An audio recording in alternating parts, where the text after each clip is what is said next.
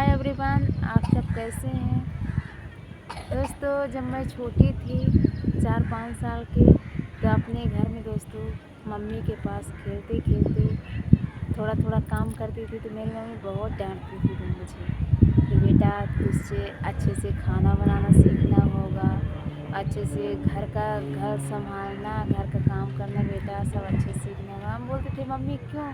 बोलती थी बेटा शादी करके तू जाएगी ससुराल में तो ये सब काम करना पड़ता है ना, हम भी तो आए हैं ऐसे।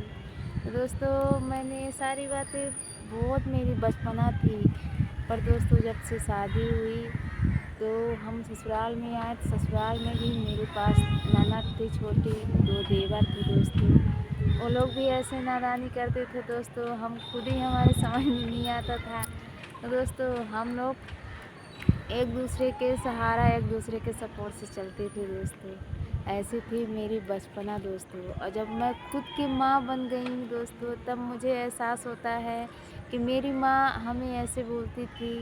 तो दोस्तों अब हम भी एक माँ हो गए हैं, तो अब हमको भी बोलना पड़ेगा दोस्तों आगे चल के कि बेटा ऐसा करो ऐसा करो। तो दोस्तों अभी तो मेरे पास बेटी है नहीं, 2 बेटा ही बेटा है।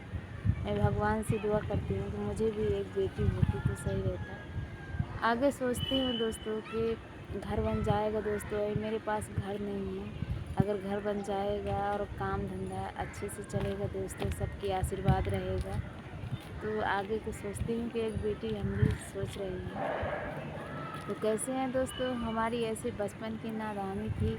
और शादी होने के बाद दोस्तों पता ही नहीं चला, मेरे पास भी वही ननद देवर थे, तो ऐसे ही शरारत करते थे जैसे अपनी माँ से हम लोग करते थे दोस्तों। और जब मैं माँ बनी तब हमें समझ में आया दोस्तों कि माँ और बेटे में कितना अंतर होता है। माँ कितना लाड प्यार करती है, कितना लाड प्यार करके उसे बड़ा करती है, पढ़ाती है, फिर उसके शादी की तैयारी करती है, कितना माँ उसके लिए झेलती है दोस्तों, तब जाके वो बेटी ससुराल में जाती है।